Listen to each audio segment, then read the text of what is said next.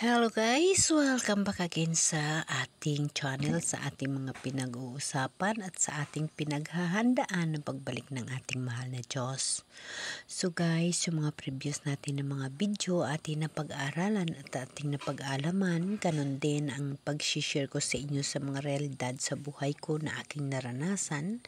Ako'y lakas loob na mag-share sa inyo ng mga ganitong bagay dahil ako mismo nakakaranas ng mga himala mula sa Diyos. Kaya gusto ko ibahagi sa inyo ang buhay ko na ganun dahil hindi ako nahihirapan kahit pa sa mga trials sa buhay ko, sa mga pagsubok. Naging kontento ako sa mga nangyayari sa buhay ko, masakit man o mahirap, dahil kasama ko ang Espiritu Santo ni Diyos. Guys, napakalaking bagay para sa isang tao pag nakilala mo ang Diyos.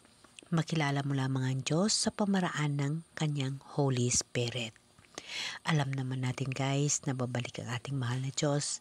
Maraming usapin at maraming tentasyon, maraming mga kuro-kuro, ngunit isa lamang ang masasabi ko sa inyo na ang Diyos ay nandito na sa atin. Nandito na. Siya ang ating Diyos na Holy Spirit, na Espiritu Santo. Dahil siya nandito na at lumalabas na yung mga sign na kung saan paparito siya na nakasakay sa alapaap. Yun na ho, yun guys, yung tinatawag na final judgment natin. Yung mga usapin na ito, hindi ho ito guys nakakatakot, kundi kailangan natin na pag-uusapan upang ihanda yung ating mga kaluluwa. Gusto mo ba guys mabuhay sa buhay na walang hanggan? So isa lamang ang gagawin natin. Again, lahat tayo ay makakasala. Lahat tayo ay ipinanganak na may kasalanan at nakagawa ng kasalanan sa kahit paiba-iba mga bagay. Ngunit yun lahat ay napipatawad na ng mahal na Diyos dahil namatay sa krus ng dahil sa atin. So guys, yung Holy Spirit, yung mahal na Diyos na inaantay natin, dadarating ho yun. Ang Holy Spirit na nandyan sa'yo, ang Holy Spirit na nandito lahat sa atin, ang Diyos na sumasama sa atin, ang Diyos na nagagabay sa atin. Maraming mga tao na hindi nila alam kung paano at ano ba ang gagawin ng Holy Spirit sa buhay ng tao. Guys, marami ho siyang magagawa. Napakarami hong bagay magagawa ang Holy Spirit pag kinakausap mo siya. Pag alam mo na nandyan sa iyo ang Holy Spirit na mahal na Diyos, sabihin ko sa inyo guys, walang hirap sa buhay. Lahat ho maibibigay niya kahit siya ang Diyos. Holy Spirit, siya Espiritu siya ng Diyos. Nandyan na sa iyo ang Espiritu ng Diyos. Nandyan sa iyo ang Diyos. Nandito sa akin ang Diyos. Ang inaantay natin na darating, yung Mesiyas na sasakay sa ulap, yun ho yun guys. Yung final judgment niya na sa atin. So bago pa naman natin aantayin yung pagdarating niya, dahil malapit na ang kanyang pagdating, dahil siya ay nagsasabi na malapit siya darating sa mga palatandaan. Ito guys, babasahin ko sa inyo. Ito siya ay propesiya. Hindi ito ay haka-haka lamang. Hindi ito ay kasabihan lamang. Kayo rin, basa rin ho kayo ng mga propesiya sa Bible natin. Nakalagay ho sa Mateo 24. Ito ho, lumabas si Jesus sa templo. Paalis na siya nang lumapit ang mga alagad at itinuro sa kanya ang mga gusali ng templo. Ngunit sinabi niya, nakikita ninyo ang mga gusaling iyan? Tandaan ninyo, darating ang araw na wala niyang matitirang bato sa ibabaw ng kapwa bato. Lahat ay guguho. So guys, yun ang propesiya ni Lord. Yun ho ang propesiya ng mahal na Diyos. Guys, yung mga pangyayari sa mundo, yung mga pangyayari sa atin, ito na ho yung kanyang sign. At basahin nyo pa sa Lucas 21 verse 5 to 6. So dito guys, sa Lucas 21:5 and 6. Pinag-uusapan ng ilan sa kanila ang templo, ang kahangahangang mga bato na ginagamit dito at ang mga palamuti nito na inihandog ng mga tao.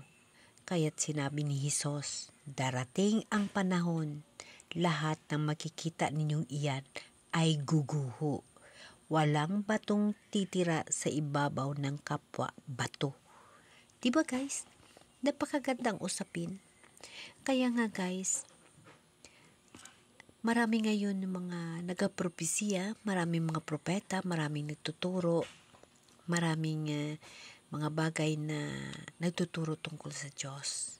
Yes, iisa lang ho ang mga pakay namin, mga pakay natin, mga pakay nila, ang pagturo sa Diyos, tungkol sa Diyos. Ngunit, mag-ingat ho tayo dahil na kailangan ho natin tutuklasin ang totoong Mesiyas, ang totoong Diyos, ang Diyos na darating at ang magligtas sa atin at magbigay ng buhay na walang hanggan. Nakalagay din guys sa Marcos 24:1-2. Marcos 3:c verse 1 and 2. So yun guys, nakalagay sa mga verses na mga Mateo 24 and then yung Marcos 3:c 1-2 kag ang Lucas na 21:5-6. Iisa lang ho. So yung usaping mga simbahan ng palamuti. Yes, marami ho tayong mga templo, marami ho tayong mga pinapaganda na mga ganong bagay. Nasa buhay natin sa realidad is pinapaganda ho natin yung mga ganong bagay at marami ho nagtuturo sa atin. Lahat ho nandyan mga pagtuturo, lahat ho yan sa kabutihan lahat.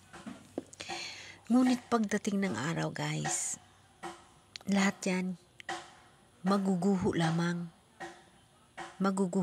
yan.